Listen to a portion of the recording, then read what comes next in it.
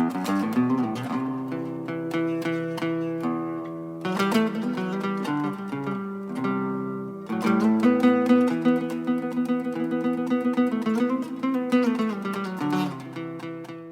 in this episode of Stuff I Like to Do, I'm going to cover a question that deals with the issue of how do I get smoother in my movement, or how to become more graceful. And if you hear some background noise in this video, I apologize, but this is New York, and it gets a little cold here, so sometimes you'll hear the furnace come on. But in any event, when you're trying to become smoother, the reason you want to become smoother in your movement is because in order to become smoother, you have to have greater control over your body, control over your equilibrium. And so you want to try to do that as much as possible.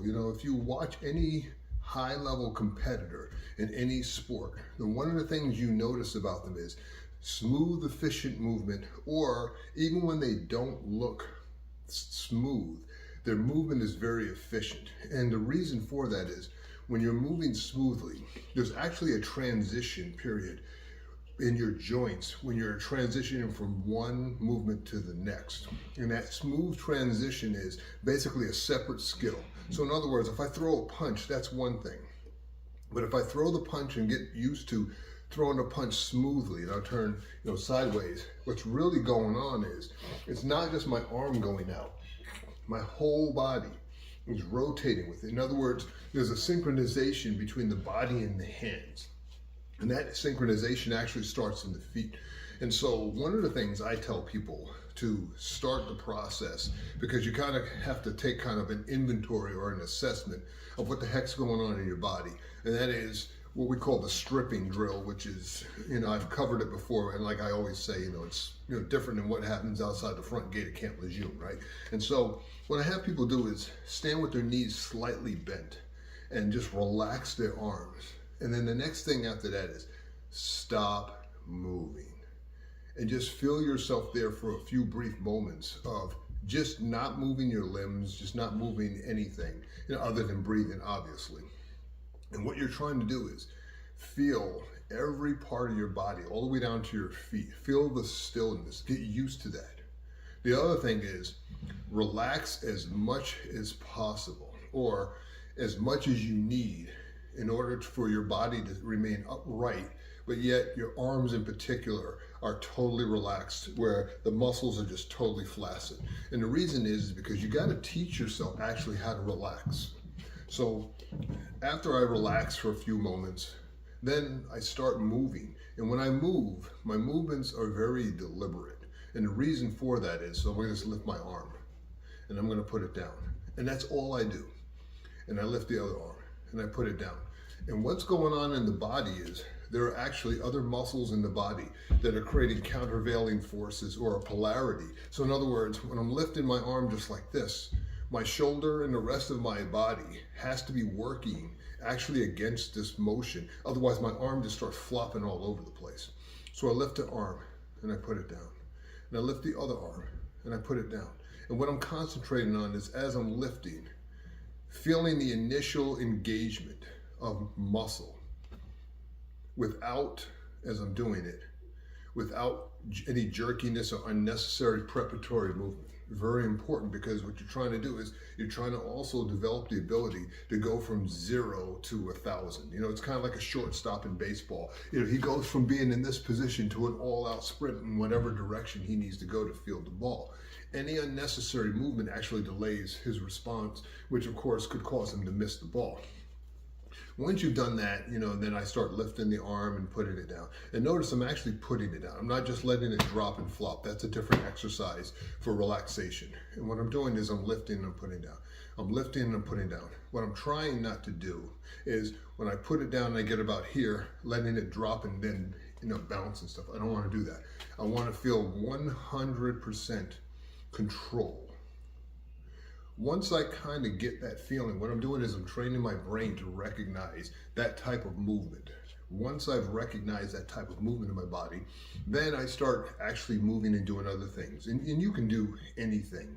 I'm just giving you some examples of how you can practice this. So I may start off, kind of turn sideways or catty corner, throwing relaxed strikes, feeling my body move from whatever position, and I'll exaggerate it here, it's in, without unnecessary wind-up or preparatory movement.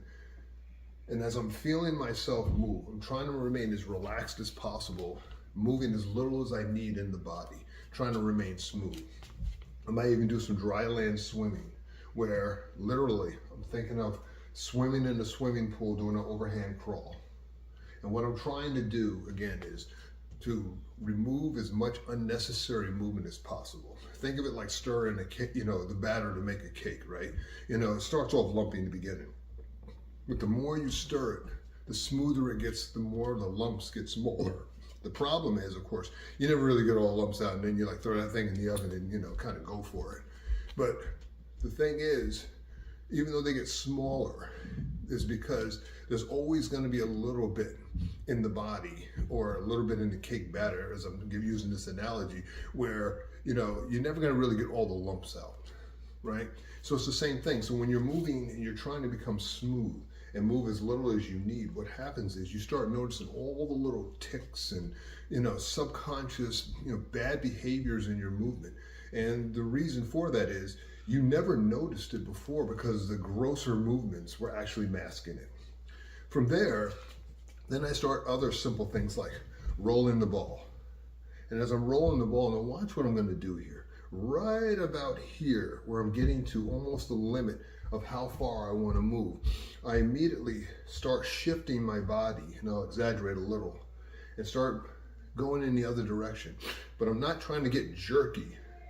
I'm trying to be as smooth as possible, feeling this all the way down to my feet, because you want to learn how to coordinate and synchronize this motion all the way through your body, starting with your feet.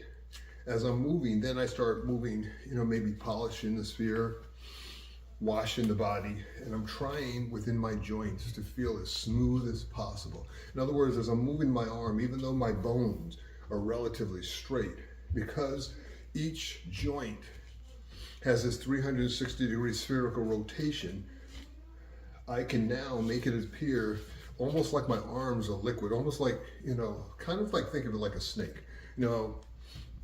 When you see an anaconda, you see the bones of a snake.